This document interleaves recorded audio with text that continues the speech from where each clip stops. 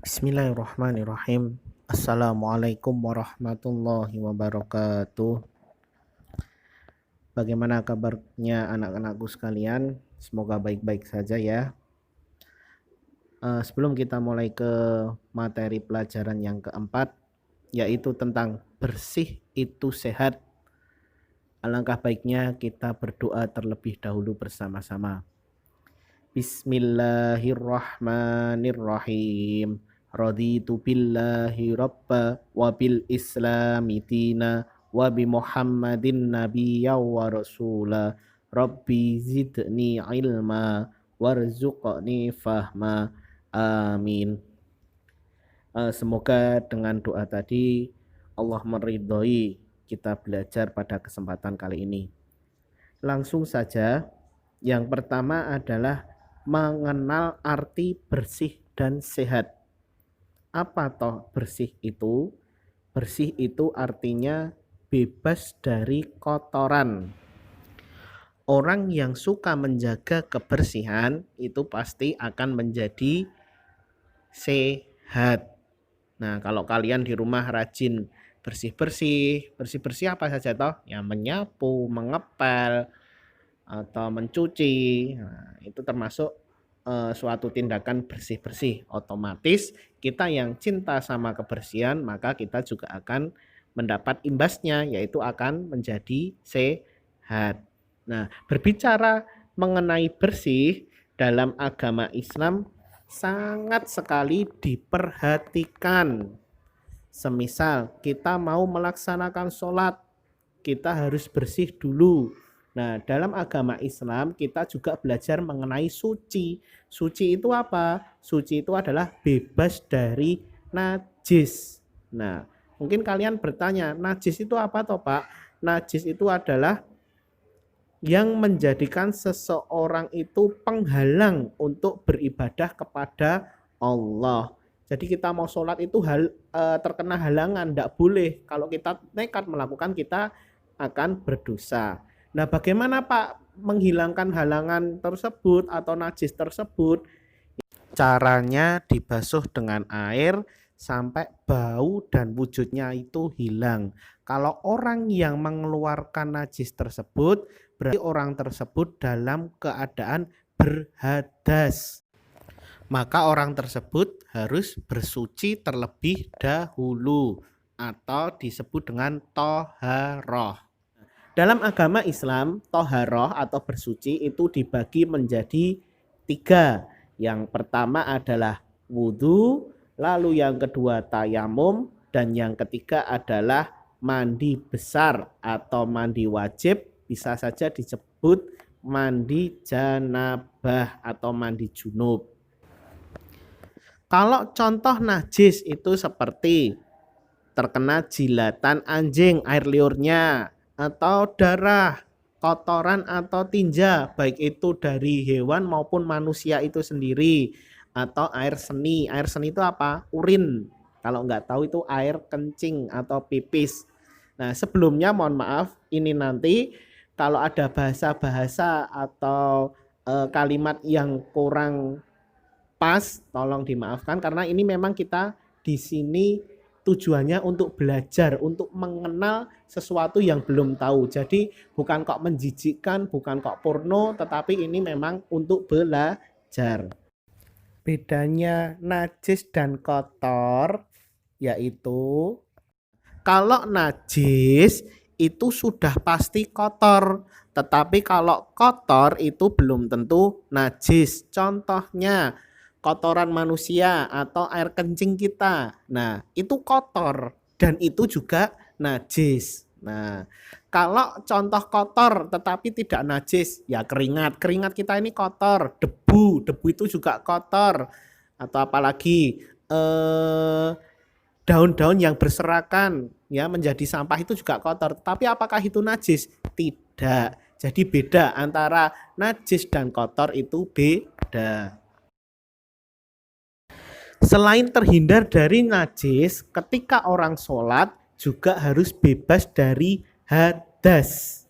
Nah, hadas ini beda dengan najis. Apa bedanya? Najis kadang kita temukan pada badan, pakaian, dan tempat. Sedangkan hadas terkhusus kita temukan pada badan. Najis bentuknya konkret, nyata. Sedangkan hadas itu abstrak, tidak terlihat dan menunjukkan keadaan seseorang. Contohnya, ketika kita beol, buang air besar, yang kita keluarkan kotoran manusia itu namanya najis. Sedangkan orang yang beol itu berarti orang tersebut berhadas. Jadi beda perilakunya atau orang tersebut tindakannya itu berhadas, nah yang dikeluarkan najis. Macam-macam najis juga ada 3, yaitu apa saja? Najis mughaladah, najis mukhafafah, najis mutawasithah. Najis yang pertama adalah mughaladah. Mughaladah itu artinya najis besar. Contohnya apa? Air liur anjing ya. Jadi kita umat Islam dilarang, sebaiknya jangan sampai memelihara anjing. Karena apa? Anjing itu najis besar air liurnya. Nah, cara membersihkannya gimana? Kita basuh sebanyak 7 kali, salah satunya menggunakan tanah. Mungkin di lain kesempatan kita nanti akan membahas ini lebih dalam. Yang kedua adalah najis mukhafafah. Najis mukhafafah itu najis ringan. Contohnya air kencing bayi yang usianya masih di bawah 2 tahun. Atau dengan kata lain, bayi tersebut baru mengkonsumsi ASI. Kalau bayi tersebut sudah mengkonsumsi selain ASI, contohnya susu formula atau biskuit yang ringan itu, atau bubur, bayi tersebut sudah air kencing bayi tersebut sudah bukan najis mukhafafah atau ringan, tapi meningkat menjadi mutawasithah atau najis sedang. Sedangkan yang ketiga ini tadi najis mutawasithah, najis sedang, yaitu ya kotoran kita sendiri, manusia itu kotoran binatang atau air kencing binatang, air kencing manusia itu namanya najis sedang. Nah, cara membersihkannya gimana? Cukup dengan membasuh sama air, mencuci dengan sabun agar baunya hilang. Yang penting intinya baunya tidak ada, wujudnya sudah tidak tampak. Sekarang kita membahas tentang toharoh atau bersuci. Nah, tadi Pak di awal sudah bilang toharoh ada 3, berwudu, tayamum, sama mandi besar. Wudu itu menggunakan air, tayamum itu menggunakan debu, sedangkan mandi besar itu menggunakan air juga sama seperti wudu. Nah, mungkin kalau wudu kalian sering, tayamum jarang. Kita boleh bertayamum kalau kita dalam keadaan yang pertama sakit, apabila sakit kita ini kalau terkena air semakin parah. Yang kedua, dalam keadaan airnya itu sedikit, ya. Kita berpergian jauh, nah persediaan airnya sedikit, atau di hutan atau di mana, nah itu kita boleh bertayamum. Nah, kalau mandi besar ini itu untuk orang yang berhadas besar.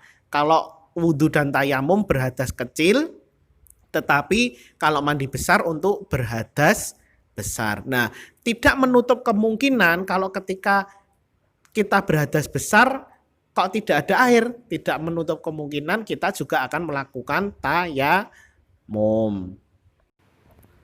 Dalam toharoh di kesempatan kali ini kita hanya membahas 2, wudhu dan tayamum. Wudhu urutannya yang pertama adalah niat. Niat cukup dalam hati. Kalau ada yang berpendapat mau diucapkan nawaitul wudhu'a li raf'il hadasi dan seterusnya itu juga diperbolehkan. Tapi untuk niat dalam hati saja pun juga sudah boleh, sudah sah. Nah, yang kedua adalah membaca basmalah. Lalu berkumur-kumur sebanyak 3 kali. Ingat ya, sunahnya 3 kali. Kalau tidak mencukupi airnya sekalipun juga boleh. Ini sunahnya 3 kali semuanya. lalu mencuci lubang hidung, selanjutnya mencuci muka, lalu mencuci kedua belah tangan hingga siku. Nah, ini yang sering terjadi kesalahan oleh anak-anak. Mencuci tangan itu bukan hendaknya, tapi wajib sampai siku. Sikunya harus basah. Selanjutnya mengusap kepala, lalu membersihkan kedua telinga, mencuci kedua kaki hingga di atas mata kaki. Tidak perlu sampai lutut, hanya cukup sampai mata kaki sudah sah. Lalu yang terakhir adalah ditutup dengan membaca doa wudhu. Doa wudhunya sebagai berikut. Asyhadu alla ilaha illallah wahdahu la syarikalah wa asyhadu anna Muhammadan abduhu wa rasuluh. Sampai situ saja sudah cukup, atau ditambahkan Allahumma ja'alni minat tawwabina waj'alni minal mutatahhirina waj'alni min ibadikas solihin. Nah, lalu yang kedua yaitu mengenai tayamum. Yang dimaksud dengan tayamum dalam syariat Islam adalah menggunakan debu sebagai pengganti wudhu dan mandi besar. Untuk contoh gerakan wudhu atau tayamum, Pak Fahri akan membikinkan di video selanjutnya. Kesimpulannya pada pelajaran kali ini, yang pertama adalah mengenai kebersihan. Kita harus menjaga kebersihan. Oh iya, Pak Fahri lupa, kalau kita mengeluarkan kotoran, kita juga wajib untuk membersihkan. Ketika kita buang air kecil, air besar, itu wajib dibersihkan tempat keluarnya tersebut, atau diceboki, dibasuh dengan air. Nah, dalam agama Islam, membersihkan kemaluan atau dubur atau kubul ya, itu disebut dengan istinja. Pak, kalau tidak ada air gimana ya Pak? Nah, kalau tidak ada air, kita bisa menggunakan batu atau daun atau tisu atau kain atau kertas. Yang kedua yaitu tentang toharoh atau bersuci. Ya, ada 3 tadi, wudhu, tayamum, dan mandi besar. Tapi pada kesempatan kali ini hanya 2 saja, tayamum dan wudhu. Terima kasih atas perhatiannya. Kita tutup dengan membaca hamdalah bersama-sama. Alhamdulillahirabbil alamin. Selalu jaga kesehatan, taati protokol kesehatan. Jangan lupa kalau keluar rumah pakai masker. Sekian, wabillahi taufik wal hidayah. Assalamualaikum warahmatullahi wabarakatuh. Jangan lupa di like, subscribe, dan kalau perlu di share ya. Terima kasih.